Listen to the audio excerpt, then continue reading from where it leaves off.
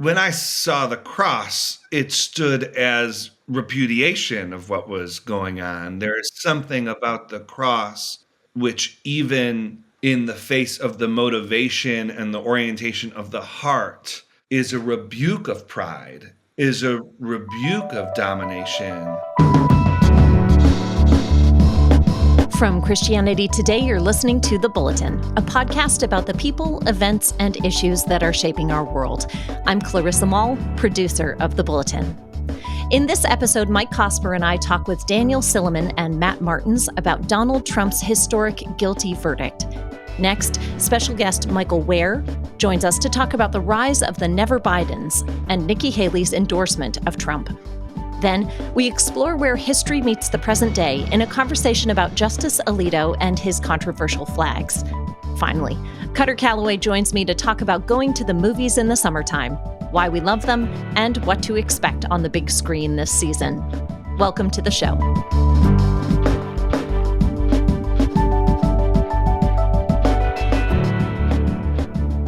Last night, Americans received the news that former President Donald Trump had been found guilty on all 34 felony counts against him in the hush money trial that has stretched on for the last 6 weeks. Outside the courthouse, protesters booed and others celebrated as the verdict was announced. But much remains to be seen about how this decision will affect Mr. Trump practically as well as politically in the months to come. Joining us in the studio to help us digest the news is historian and CT editor Daniel Silliman and Matt Marten, a trial lawyer and author of Reforming Criminal Justice. Matt, could you give us a sense, just an overview of what these charges were and what this ruling means for Donald Trump? Donald Trump was charged with 34 counts of a New York criminal statute falsifying business records. What that statute provides is that you can't falsify business records of your company in order to conceal some other underlying crime. The allegation here was that Donald Trump arranged for the payment of hush money to Stormy Daniels in order to conceal his affair with her, and in particular to conceal the affair from coming to public light in the days right before the presidential election in 2016. The crime is a Class E felony. If you falsify the business records in order to conceal another crime, it's just a misdemeanor if you falsify the business records, but without that intent to conceal another crime. So there is the potential for up to 4 years of prison time for someone convicted of this crime. So all along, Donald Trump has been claiming innocence. Before this verdict, how were other folks responding to these charges? Well, there's a strong divide, and I think over whether or not the charges were appropriate. And there's multiple arguments that people have raised. The first is, should this even be a crime? Isn't this kind of a ticky-tack thing where maybe it's a fine to have it as some type of regulatory fine, but should this really be a felony where you could go to jail for 4 years? Then there was the question of, some people who said, did he even do that? Was he actually aware of the fact that records were falsified? Not was he aware that the payment was made, but was he aware that the records were falsified? Michael Cohen, who testified, said he was, but should we really believe Michael Cohen? So there's some people who contested it on a factual ground. There were people who claimed that this was being pursued. Even if it's a crime, even if it's rightly a crime, no one would ever be charged with this if it wasn't Donald Trump. And so that this was lawfare. This was election interference, as he calls it, a way to prosecute someone simply because they're a political enemy in order to disable them in the election. There's questions about whether or not there's over-criminalization. Are we making too many things criminal? So lots of different arguments being made, and including one about prosecutorial discretion, which is, even if you believe this happened, it's old news. It's 2 elections ago. Why are we prosecuting in 2024 something that the electorate certainly knew about by 2020 and had a chance to vote on? So lots of different arguments being raised by people who are opposed to this. Whether you agree with the verdict or don't agree with the verdict, all of the headlines are telling us this is a historic moment in presidential history. Daniel, can you give us a little bit of context for what has happened over these last 6 weeks and for the decision that the jury arrived at? Well, it is absolutely historic. An American president has never been convicted of a felony before. But in terms of the history of America, yeah, this is a significant moment. We've never had this happen. The closest we've ever gotten to a president being indicted and tried for felony crimes was Richard Nixon, who was pardoned. But we know that prosecutors were looking at possibly bringing charges, and there was a lot of evidence that Nixon had been involved in bribery and conspiracy and obstruction of justice in the cover-up of a crime to help him win an election, actually, 1972. The longer history is a conversation about the hypothetical. Would we prosecute the executive? Should a president face potentially jail time? And that's really interesting that there's a long history in the United States going back to the Constitutional Convention of people sort of imagining this day. Should a president be immune from everything? Should he face criminal charges for things he did while president? Or should he be sort of like a monarch who's treated as different from other people? 1787, the founding fathers are sitting around having a conversation, and they're not exactly imagining Donald Trump. They're really thinking of King Charles II more closely. But their argument at the time, interestingly, Benjamin Franklin, George Mason, people like that, their argument at the time is that being able to prosecute a president is necessary for peace and good order. And if you can't prosecute a president, if a president is not subject to the same rule of law that we all are, then the other option is insurrection. The other option, Benjamin Franklin says, is semi-regular assassination. So Benjamin Franklin specifically makes the argument that we need, he says, regular punishment of the executive if it suits the crime, if it is found to be the case, which, may or may not be the situation here. But that's why this is an amazing historical moment, right? This is something we've been talking about and thinking about how our system would handle a president on trial, a president tried by a jury of his peers, which are normal people who on Tuesday morning got called to the courtroom and then found out, they didn't know ahead of time. They're just picked off a list. That's absolutely part of the way we have imagined the system from the very beginning. And here we are. Today's the day. For all we've been thinking about this collectively for a couple hundred years now, there are some who would say, we've already made the decision. After the verdict was announced, Doug Burgum said on Fox News that the average working American has already acquitted Donald Trump. In a call with the state chairs, the Republican National Committee political director James Blair said, this has been a clear message. One source said, guys, we just elected the next president of the United States.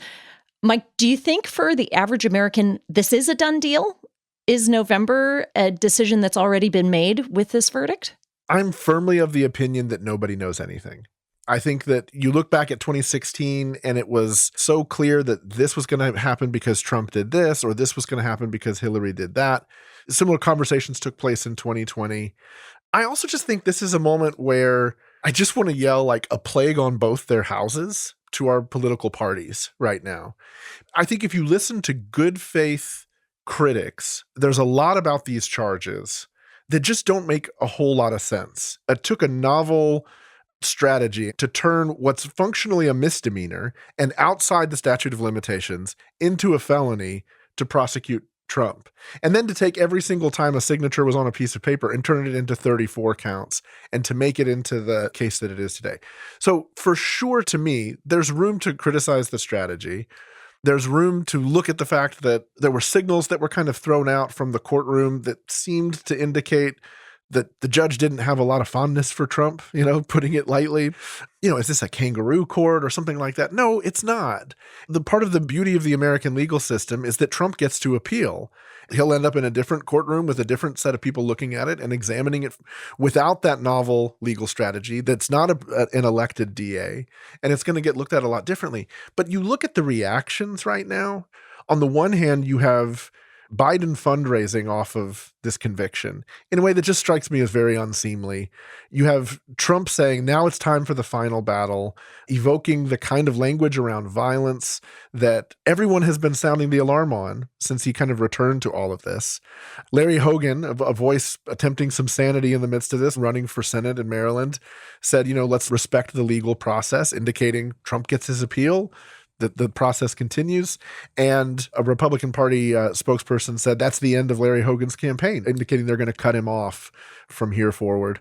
And then Rich Lowry at National Review publishing an op-ed saying, yes, of course this thing was rigged, which again just plays into the language and political games right now that I think are so poisonous and toxic for the country. I think everyone comes out of this looking badly. That, to me, if there's one lesson to take away from this, that's what happens when Donald Trump becomes the center of American politics. He drags every part of the system down with him. What happens at this point in the legal proceedings? I'm sure for a lot of people, they're wondering, is jail time inevitable here? When does sentencing happen? What does the appeals process look like? What do we have to anticipate in the weeks and months ahead? So the next proceeding ultimately will be a sentencing hearing that the judge has set for July 11th, 4 or 5 days, I think, before the beginning of the Republican National Convention. So that'll make things especially interesting. In advance of the sentencing hearing, usually the judge will get some type of report. The parties will make their arguments about what the sentence should be. The judge has discretion up to 4 years and as low as probation, typically without a criminal history.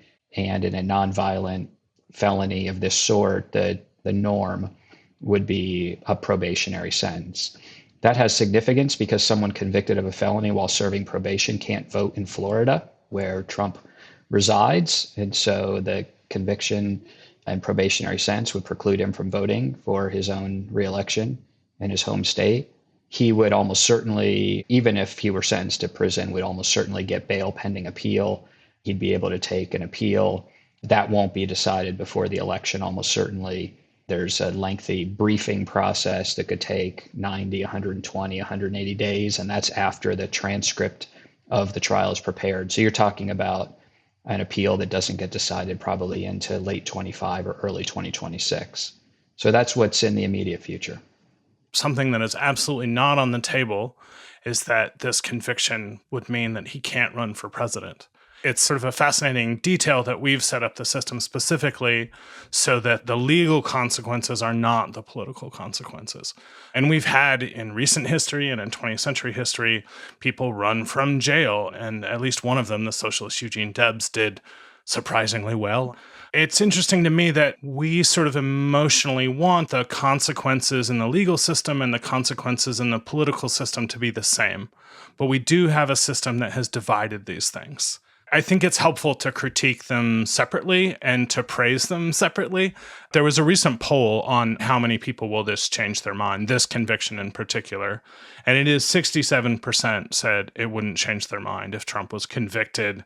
The rest were sort of equally divided between it will make me less likely to vote for him and more likely to vote for him, which I do wonder about the 15%. Like, I get that if you think this doesn't matter. I'm a little surprised if you're like, no, it makes me more inclined to vote for him. But that's the kind of aggressive climate we live in. But I think it's worth cordoning that off, right? The political consequences of committing a felony, if it is a felony, are different than the legal consequences. And we've set up a system, we've bought into a system that believes in justice in two categories and believes in fairness in two categories. And even though our own instincts is to merge them together, it's worth remembering that these are separate things. It's also worth noting that even if former President Trump is reelected this fall, he cannot pardon himself from this crime. It's a state crime. Only the governor of New York could pardon him, Kathy Hochul. That is exceedingly unlikely, to put it mildly. And so unlike the federal charges against President Trump, which he could wipe out if he's reelected, he can't do that with regard to this conviction. Donald Trump described this as a rigged trial. We've heard him use that word rigged before, and we ended up with January 6th. Should we be concerned about political backlash here of a violent nature? I mean, I think the concerns about political violence are legitimate because of the fact that we have seen political violence attached to Donald Trump's movement. I think somebody who says that that's scaremongering or fearmongering or whatever, you literally have to block a date off of your calendar and pretend it never happened to say that it's not possible. It's the distrust in our institutions and the indulgence in conspiracy theories that start to make this stuff really hard to, like, how do you convince people to think in a healthier way, a healthier civic way around this stuff? I just don't know how that helps us become a healthier set of institutions on the other side of it. Yeah, certainly there will be more ink spilled over this verdict in the weeks to come as we watch things play out.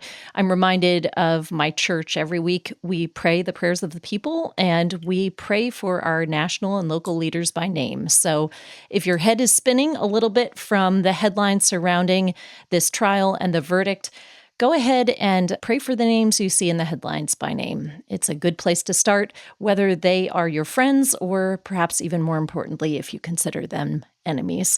Here at the Bulletin, we'll do our best to offer you regular, balanced coverage as you navigate the headlines that are sure to follow surrounding Donald Trump and this verdict, and as you talk with those in your community about your and their responses. Matt, Daniel, thanks so much for joining us tonight. We'll be right back.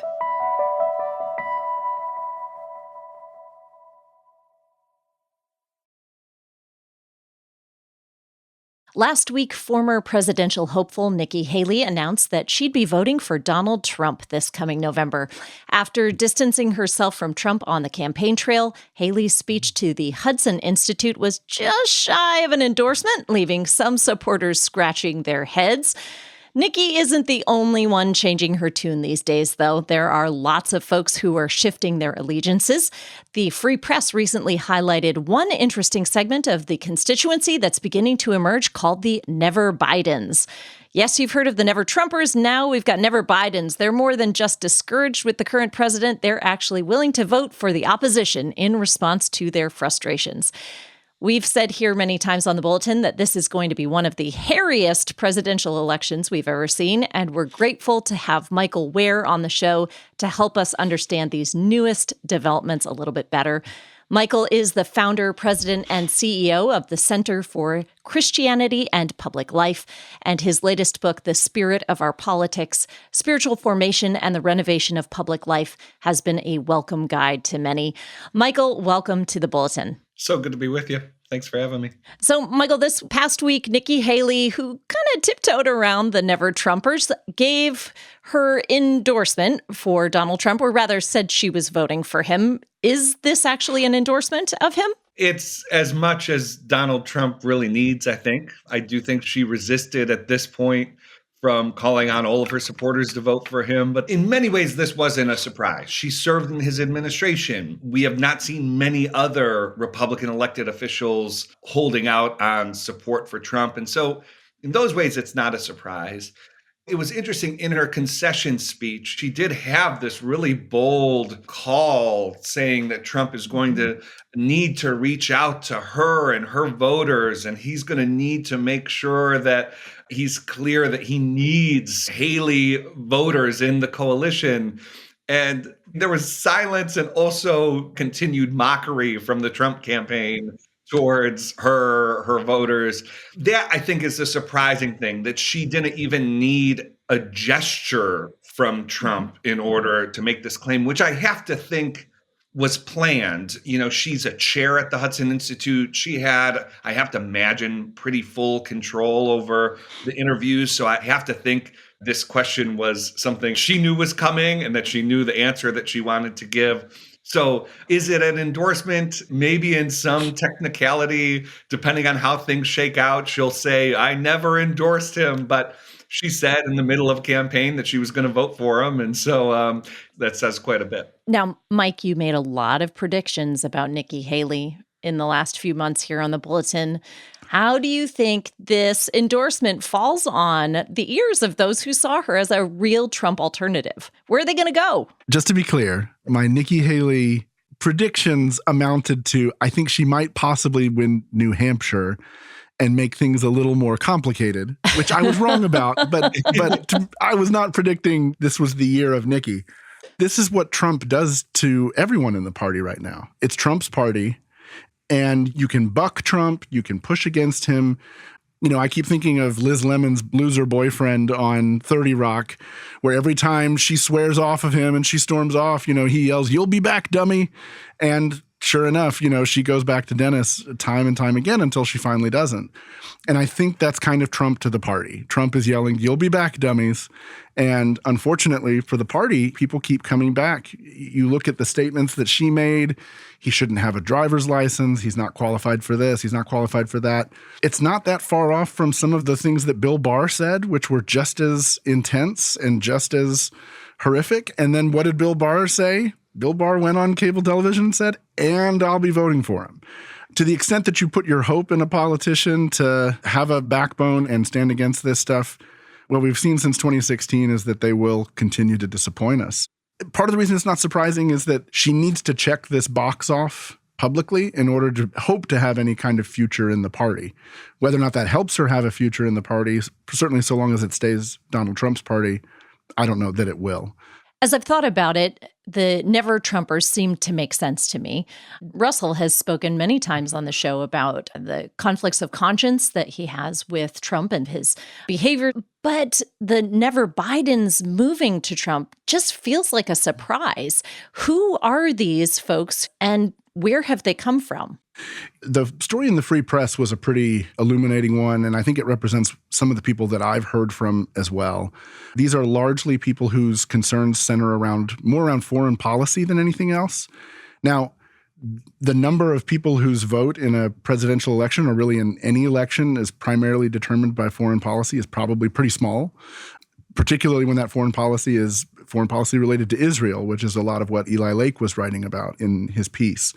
But nonetheless, I think that it's small constituencies can swing elections at a time like this. And in a state like Pennsylvania, where there's a small but sizable constituency of Jewish voters that tend to vote Democrat, if Lake is correct, and a lot of those voters are saying, "I can't vote for Biden because of Biden's instability around his support for Israel in this war," does that mean that they actually show up on election day and vote for Trump? I don't know.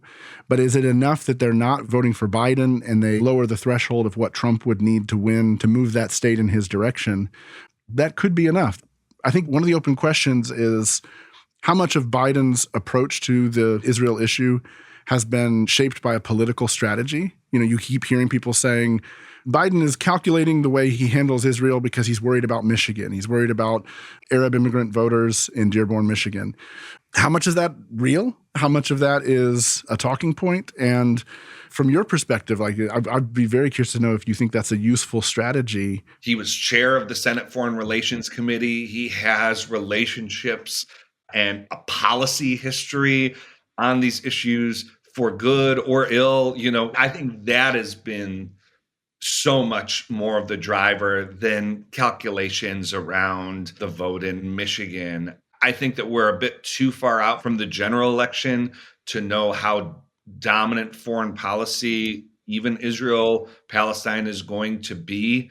But I haven't picked up electoral calculations that don't have a policy basis from Biden. That doesn't mean I agree with everything he's done, but Biden's approach to foreign policy has been a subject of debate, commentary from people like Secretary Gates, others for a very long time. And so I think it's more that history, the fact that he's been on the global stage for 50 years and has relationships with, the last however many prime ministers of Israel, than he's looking at Dearborn, Michigan. On her recent Israel visit, Nikki Haley writes, "Finish them on an artillery shell."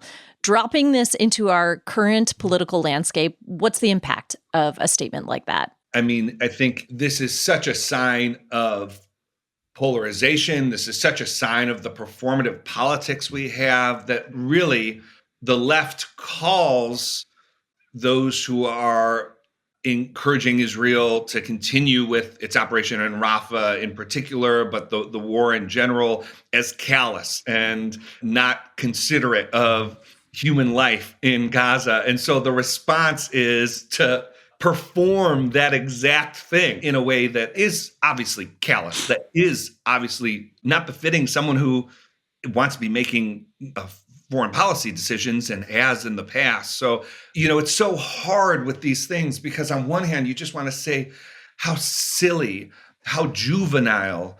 On the other, it's literally on a weapon of mass destruction. And so to call anything involving warfare silly and trivial just shows how bewildering our politics has become to, I think, normal, sensible people.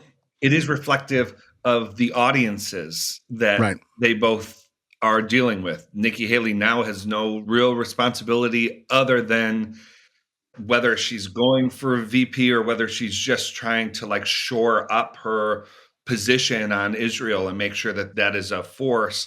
She's playing almost entirely to a domestic audience and almost entirely to a narrow political slice. Well, let's talk about that audience for a little bit, because we've got this sort of Haley squish, we've got hyperpolarity of the nevers, and we've got this mass of young voters who are becoming increasingly disenchanted with not just their options, but the political system in general. So there was this young Hispanic voter who was quoted in the New York Times this week. He said of politics in general, "I'm trying not to follow that anymore. I'm just going to have to roll with the punches because I don't think I'm going to make a difference." And with current polls saying that Trump is leading in 5 key states, with young and non-white voters who are beginning to distance themselves from support of Biden, are young people, do you think, going to tip the scales here in this election? And is it partially because the media doesn't know what to do with Donald Trump anymore? I do think young voters could play a pivotal role in their inaction as much as their action. It is one of the major question marks. Though, while it's typical to have a question mark about young voter turnout, I have become convinced that it is worthy of open sort of analysis as to whether there is in the 1829 cohort a swing towards Trump. In other words, not just folks not voting, but whether we're seeing an ideological turn among especially the youngest voters, primarily male.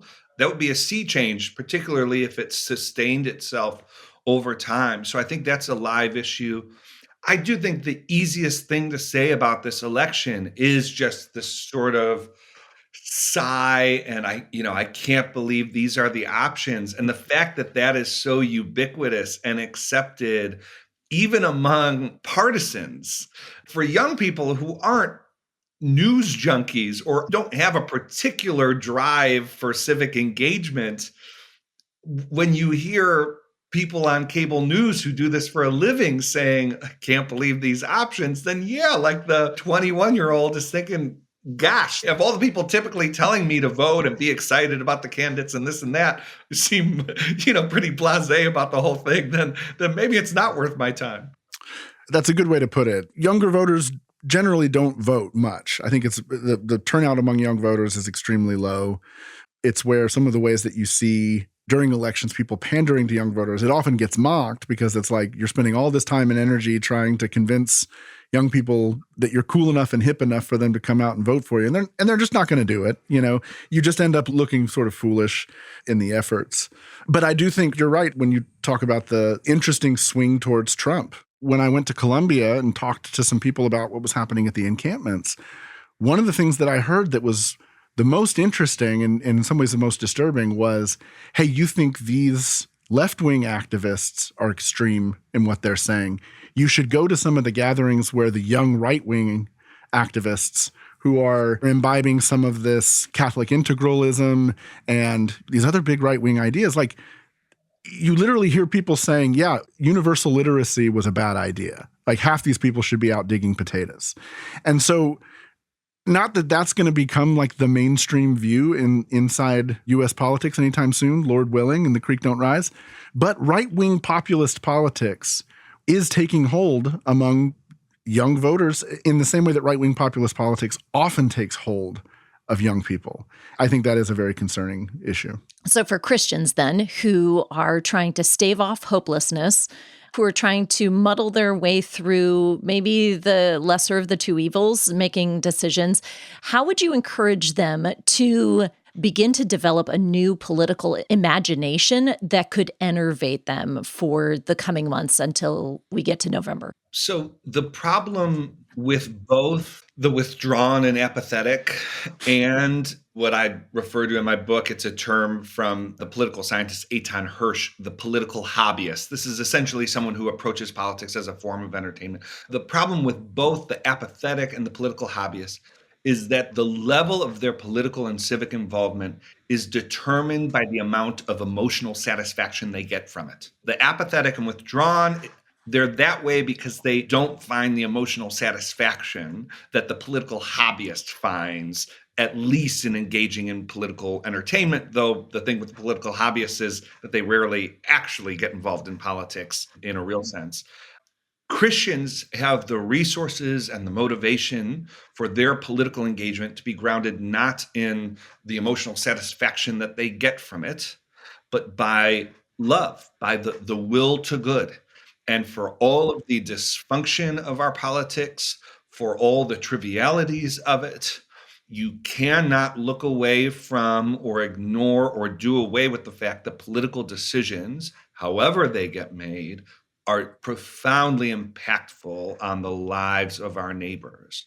And so if you are going to politics looking for emotional satisfaction, you may find it, but embracing the emotional satisfaction you find in politics will likely not be good for you. I would encourage people to go to politics with other ends in mind, particularly love of God and love of neighbor. And that can rightly ground your political involvement to actually avoid burnout, to actually help avoid a sense of both an overdetermination of how important your political involvement is, but also a complete evisceration of, does what I do matter at all? But that's what we need to find, and that's what we need to lift up. And I think, like Michael said earlier, the outcome of this election is going to be determined by a handful of voters in a handful of swing states, right? Now, that's not a reason to just despair and say it doesn't matter and not vote or whatever. But I think something we've also talked about on the show before is that reality often leads people to sort of check out in despair on politics in general, rather than say, well, let me look at the other elections, the local elections, the community around me, what's going to affect me, who gets elected to your school board, and who gets elected to your metro council or your alderman or whatever the situation is, the homeowners association even. Who gets elected to those positions is going to determine many things that will affect your quality of life much more immediately than who becomes the next president of the United States. And when we take our eyes off of those civic questions and the responsibility we have to influence them and to raise our voices for those things, we cede them to louder, more obnoxious kinds of voices. And we often pay the consequence for that. So I think Christians getting involved there and getting active there and raising the concern with their neighbors there can make a much more significant impact than they think they can. Yeah, rather than ride the roller coasters of the headlines, whether you're deeply disappointed because Nikki was your girl and now she's not, whether you are trying to avoid becoming one of the nevers, folks, lead with love, seek the peace of your city, and actively promote the common good. Gentlemen, this has been so helpful. Stick around. We will be right back.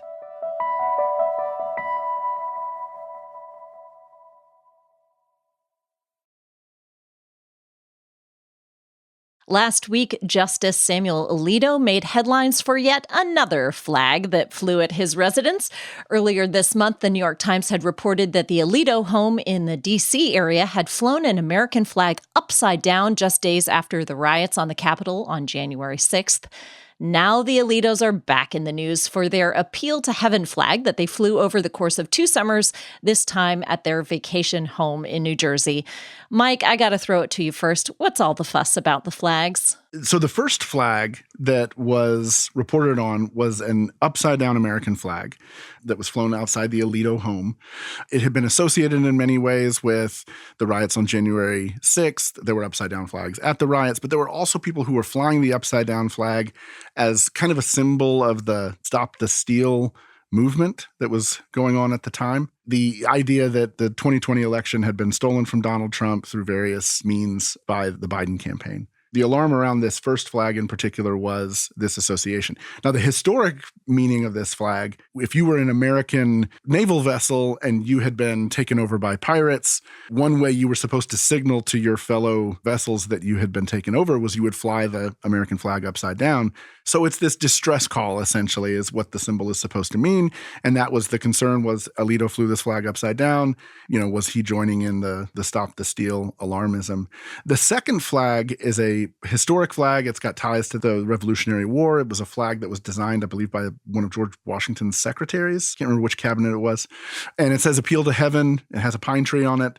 The thing about this flag is you see this flag all kinds of places. So for instance, in the opening credits of the John Adams show on HBO, outside San Francisco City Hall until like 3 days ago. So the idea that this flag is as clear a symbol of alarmism and rebellion and all of this isn't as convincing a case. Michael Flynn, a former official in the Trump administration, Flynn is a notorious conspiracy theorist. Apparently, Flynn really likes this flag and has used it a lot as a symbol of both Christian nationalism and sort of appealing to God to save the nation from an election that was stolen from Joe Biden.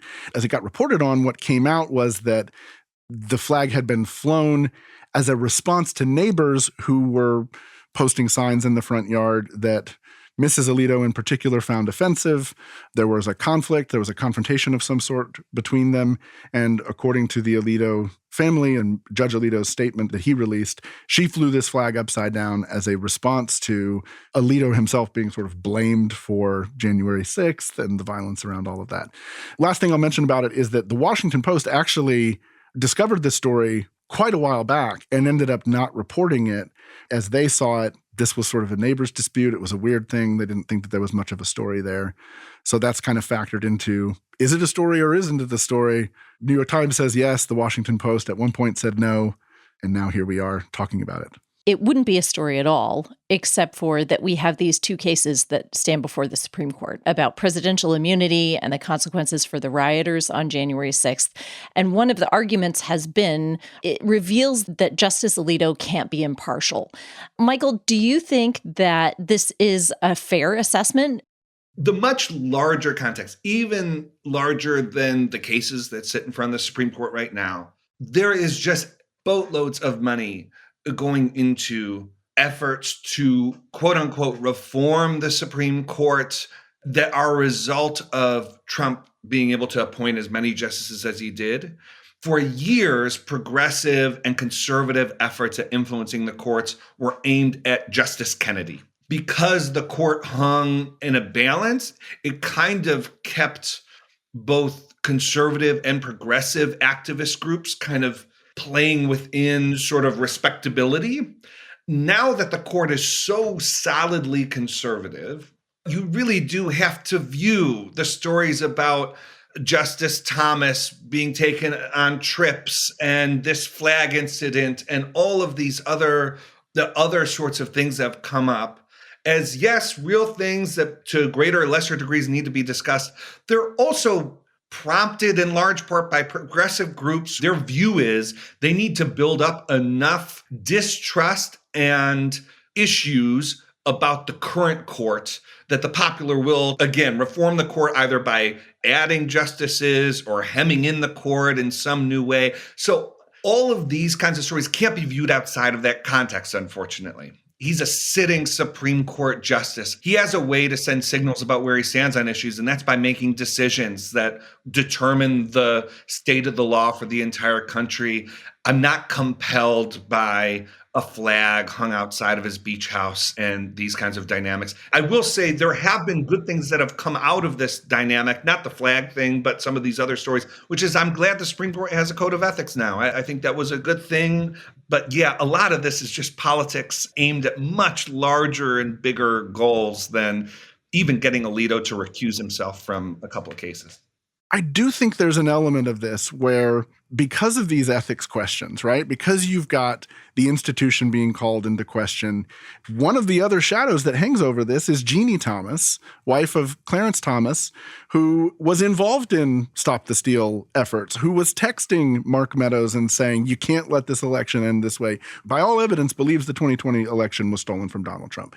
That factors into this in a way that also sort of colors the thing. And it makes me want to say, that was really imprudent. Just don't fly the flag upside down. So if impartiality and ethics has been one of the concerns that's sort of been brought up through this story, it's all wrapped up in this idea of symbols, right? And as I looked back at the pictures of January 6th to see where I could find this appeal to heaven flag in pictures, I also saw the Gadsden flag. That's the yellow "Don't Tread on Me" flag. I saw the Betsy Ross flag with the circle of stars.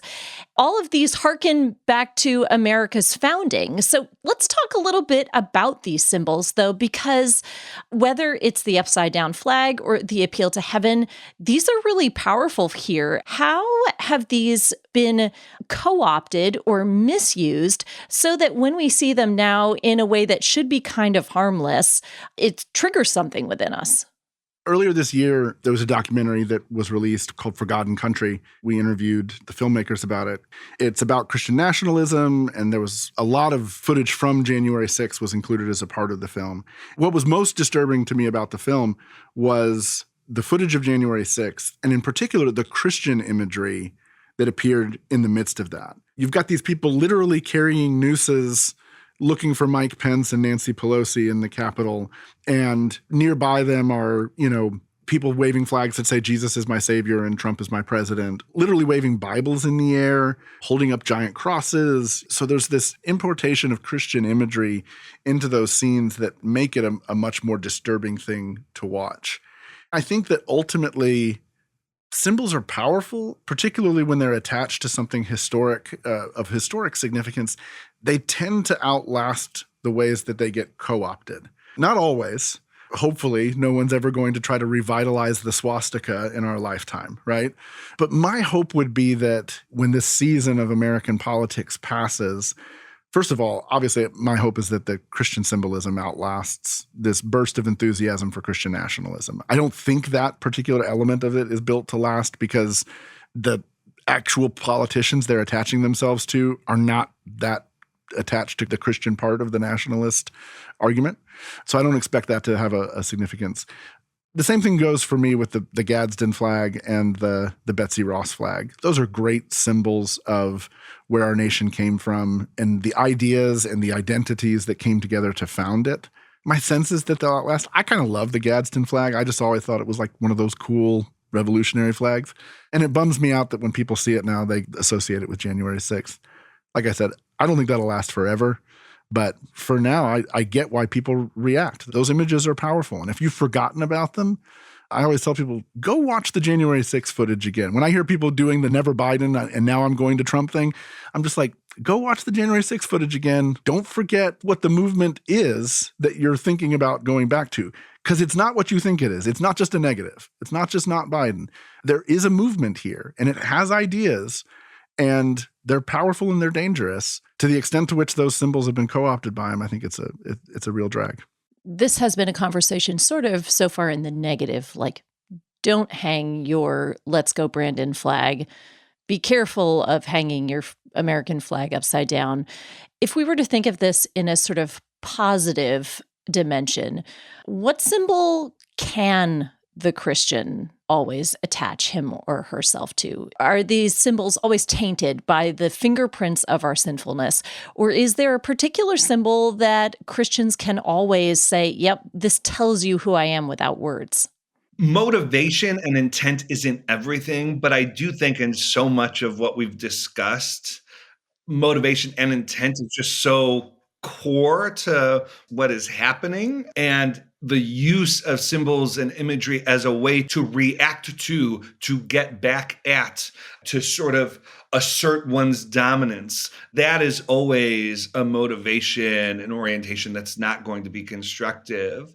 I think that as Christians, I don't know that there is a symbol that if that is the orientation of our heart, that the use of the symbol is going to be justified or edifying for us or others.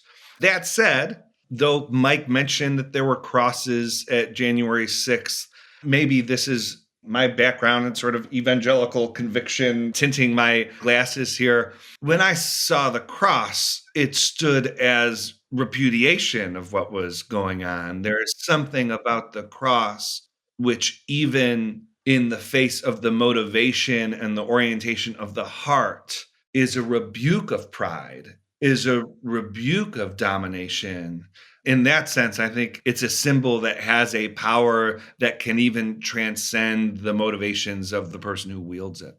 The other thing that comes to mind is the important distinction between patriotism and nationalism. Nationalism is about identity. It's about rallying around a kind of us versus them, in-group, out-group kind of thing. There's a sort of picking winners and losers on the world stage in society as well that comes with various forms of nationalism. And I think for those reasons, it's very dangerous. But patriotism is about love of country and love of the national story.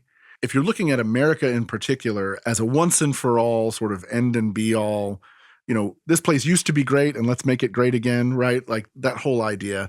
There are real serious issues with that. But America as an aspiration that is a set of ideas about all men being created equal and about liberty and justice for all and a more perfect union towards which we're always aspiring to and moving towards, which is what I think about when I see the American flag and bald eagles and air shows and fireworks and all that stuff still gets me, and that stuff still matters to me. And I think to the extent that we want a more perfect union, and boy, do we need one right now, those symbols still matter and are still worth preserving and attaching ourselves to. Whether it is the Jesus fish that you put on your car or the cross that you wear around your neck, the flag that you fly in your front yard, this conversation reminds me that the symbols we hold to tightly can often become idols in our lives or objects of misguided or ill-distributed affection. And this conversation has been a helpful reminder that both actions and our words can reveal where those affections lie.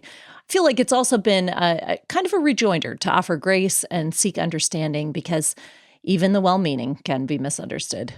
Michael, thanks so much for being with us. We will be right back.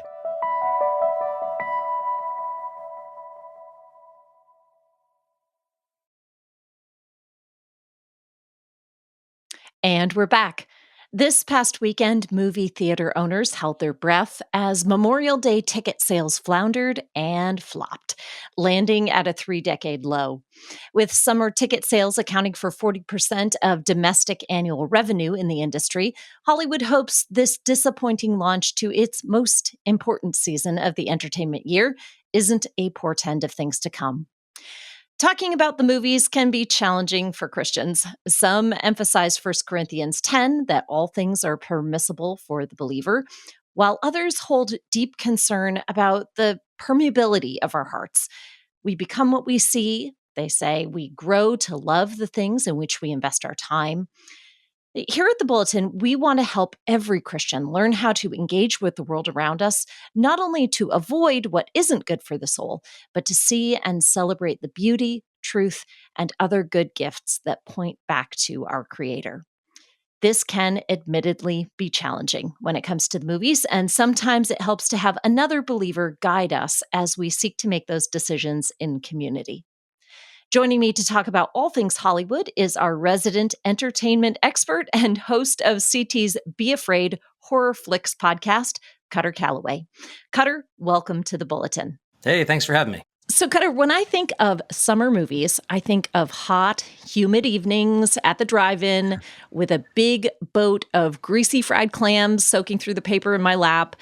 What is it that we love about movies in the summertime? I think some of it's what you're describing. Even beyond just the films, it's the broader experience. So the food, I always enjoyed the air conditioning of a theater. So back in the day when we didn't have air conditioning and yet it was still hot and humid, there's something about going into a nice, cool theater. I think it's also the connection with other people, because you usually do that with other humans. And if you're out of school, if you're maybe off work for a little bit, it's just a great time to get together with friends and enjoy some good storytelling and a bit of an entertainment. It's like going on a roller coaster, especially some of the summer films. Now, does the industry plan a specific kind of movie to release in the summer, knowing these things about us? They do. And, things get shifted around a lot for all sorts of different reasons. But yeah, you usually get most of your major sort of what we would call maybe tentpole films come out in the summer because of consumer habits. Hundreds of millions of dollars are spent on films, usually during the summer. So that's how most studios plan their year. But those are the big ones. The smaller studios, and maybe we can talk about a couple of films that I think would be good that aren't the major blockbusters. They then try to kind of get in between all of those big tent poles and find the right, most strategic time. And sometimes that's a little before summer, sometimes it's scattered throughout, sometimes it's more fall, winter. So this past weekend is sort of the launch, right? Memorial Day begins that season, and it's supposed to be really exciting, a harbinger of things to come, but the Garfield movie and Fall Guy with Ryan Gosling of Barbie fame, will he ever outlive that? I don't know. Furiosa came out, and then it was kind of lackluster. Why do you think that was? Do you think we're just getting a slow start this season, or are there other factors involved here? Could be a mix of stuff. One, it's so unpredictable. If there was some magic formula for a movie being successful, well, they'd always do that. Even the Marvel movies now are seeing a drop in the kind of success they had at one point. And they're going, even when it's formulaic, sometimes the formula doesn't work or it changes, that sort of thing. A lot of the blockbusters this year, like Furiosa, are sequels. So that's actually a prequel, but it's actually part of a franchise. Ryan Gosling's in a new one. And the Fall Guy you would think would be a little more attractive because of who's in it and that it's new. But many of the major films that are coming out this summer are part of an ongoing franchise. And so I kind of wonder, are people ready for some new stories, something different that's not the same characters? And it makes me wonder if that's part of what hit last year was Barbie and Oppenheimer, brand new. Like nobody had seen those. Yeah, when I saw Despicable Me 4 coming out this summer, I thought, really, there's enough energy behind that to do a fourth film. The brass in Hollywood, they said, there's an outcry for a remake of Despicable Me. We need a fourth installment. We need more and Minions. I'm sure I'll watch it with my kids at some point, That makes me think kids are home during the summer, and I always like family movie night. I mean, call me nostalgic, but I love the idea of us getting around the projector in the backyard to watch a streaming movie or going to the theater to enjoy the AC together. What family-friendly movies do you see coming out this summer that might be a hit with everybody? Just this last weekend or the weekend before, If by John Krasinski came out, and I haven't seen how well it's done, but my wife and daughters went and they loved it. It's basically imaginary friends. And if you want to get your quotient of Ryan Reynolds, but don't want to watch him in Deadpool, he's one of the voices. But a lovely film. You got Steve Carell, Emily Blunt, Maya Rudolph, Matt Damon, a bunch of people voicing these characters. And at least my family, they all gave it multiple thumbs up. So that's one. Another one that really, I think, looks interesting to me comes out May 31st. And all these recommendations come with the caveat that the ones that aren't out yet, I haven't seen. So take this as a grain of salt. But Young Woman in the Sea, it's actually a Disney film that's coming out on the 31st of May. Daisy Ridley, who is of Star Wars fame, it's based on a true story, the first woman to swim across the English Channel. And it looks really interesting. She ends up winning the gold at the Olympics in 1924. And I think would be fun, especially on the lead up to the Summer Olympics that are coming up. So that's one that I think would be great. Another one is called Harold and the Purple Crayon. That comes out August 2nd. And it's an adaptation of a children's book. And if you know Zachary Levi, who played in Shazam, he's the main character, and he gets a crayon that in the real world draws anything that they can imagine. And they go on all these sort of adventures. And that looks pretty great. Another one is My Penguin film. This one people may or may not have heard of. It comes out in the middle of August, and it's actually inspired by a true story. It's a live-action movie about this fisherman who's just heartbroken and despondent and doesn't know what to do with his life. And he finds a penguin that has been covered in oil by an oil spill, and he rescues the penguin and brings it back to life, and the penguin becomes like this turning point in his life. And it looks just heartwarming and probably a tearjerker, but also funny and great for the family. So when you take your kids to the movies, even for yourself, how do you determine in advance what movies you think are going to align with your family's viewing standards or your personal viewing standards? I know that's a concern for a lot of Christians as they try to gauge how to engage with Hollywood content in a way that is faithful. Well, there's the ideal and then there's the real. In an ideal world, you would know everything about it ahead of time. You'd have your strategy prepared for anything that might come up. But some of the simple things are you start with, at the very basic level, ratings. The rating system is not perfect by any means. But if Hollywood is telling you that you should at least be 13 to watch it, you should probably take their advice. So that's one thing. But there's a lot of nuance, whether it's G or PG and what's involved there.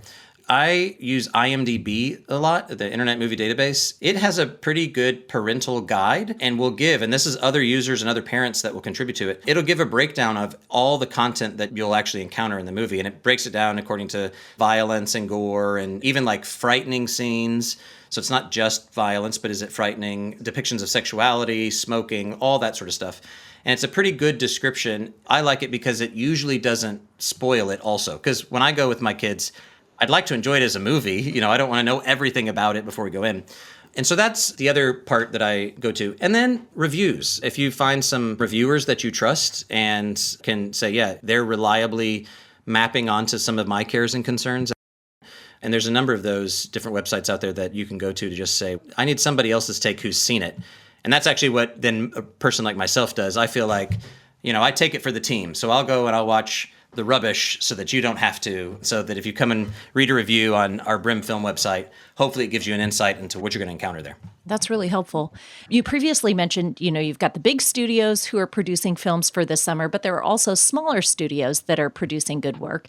And I know this past spring, Christian romance author Karen Kingsbury released her first movie in theaters through a smaller studio, and it did pretty well, equivalent to like the latest Trolls and Hunger Games movie that had released around the same time. Are there any other faith-based films or smaller studio films that Christians should have on their radar this summer? Yeah, I think so. There are two in particular that are coming out of Angel Studios, famous for Sound of Freedom and some others. Now, both of these are PG-13, so that's where these are probably more for the adult audience. One is called Sight. It's got Greg Kinnear in it, but Sight's about an eye surgeon who helps restore a child who's blind. It's also set in China, and there's some overlays of responsibility to a heavy-handed government and what you're doing as a doctor, these sort of things. So looks pretty interesting and pretty good. Another film from that same studio is called Sound of Hope, the story of Possum Trot. Now, this is a pretty interesting movie that I've heard a lot of chatter about and some people trying to get me to go watch or screen. It's based on a true story, and it's about 22 families in this small East Texas town who end up collectively adopting 77 kids that they were struggling to place in the foster system. So based on a true story, out of Angel Studios, they've done some pretty good work lately. Sight is already out, and then Sound of Hope comes out July 4th. The others that I would say raise important questions for Christians, but aren't necessarily faith-based. One I think we all should go see is Wildcat. This is actually a story, kind of like biopic, artful portrait of Flannery O'Connor. One other that I think is really good, in part because I saw it at Sundance. Now, this is rated R, so viewer discretion advised, but it's called Sing Sing. Comes out August 2nd. And it's the story of incarcerated men, and it's based on a true story. I mean, that's why it's really so compelling, of an inmate who becomes the leader of a theater troupe for the other men that are in prison. And it's based on this real-life rehabilitation program. The film itself also includes some of the incarcerated men that were a part of that program. And it's just a really powerful film about the value of arts, about the value of every human person, whether they've been incarcerated or not. And I think ultimately the value of hope in the midst of really hopeless situations. So again, rated R, but it's a small independent film that I think is really powerful for the adults who might want to enjoy that. So, if there's someone who's listening and they're a leader, say, of their small group at church, and they say, okay, we've been doing a Bible study all year long, and we kind of want to mix things up for the summer. Let's have a movie night with our small group. Where would you encourage that person to start as they engage critically with a movie and then talk about it in terms of its Christian themes and how it intersects with a person's everyday kind of spiritual life? That's precisely what we do at Brimfilm. So if you go to brimfilm.com, Brim is Brehm. Most of what we do is get reviewers and others that are theologically trained. They've actually gone through seminary and also are trained in interpreting film and culture. And so we have a whole host of not just film reviews, but we have videos of talking to multiple filmmakers about their craft. And then we also have a whole section of study guides that are broken down by various age groups. So for adult groups, for young adults, for kids. So you can kind of filter through that in different ways depending upon the needs of your group. Whether you're enjoying a Friday night movie with the family or an evening out at the theater with friends, we hope you'll bring your faith along with you. Be a thoughtful viewer, ask honest questions about the content you engage, and look for ways that the redemptive story of the gospel can inform the films you watch this summer. And have some fun. We can all use a laugh, a good cry, or even a jump scare, especially in an election year. Kutter, thanks for joining us today and giving us a backlot tour of what's ahead. Absolutely. Thanks for chatting with me. Friends, if you haven't already, be sure to check out Kutter's podcast, Be Afraid, produced by us here at CT Media. If you like to give yourself a good scare from time to time, this movie podcast will be right up your alley. Thanks for joining us this week on The Bulletin. We hope this episode finds you better equipped to understand the headlines and to talk about them as a winsome witness to the gospel. Leave us a review in Apple Podcasts. We'd love to hear from you. We'll see you next week. The Bulletin is a production of Christianity Today. It's executive produced by Eric Petrick and Mike Cosper. It's produced by Clarissa Moll and Matt Stevens. Post-production by TJ Hester. Our art for this episode is by Rick Shooks. Music by Dan Phelps. And social media by Kate Lucky. Thanks for listening.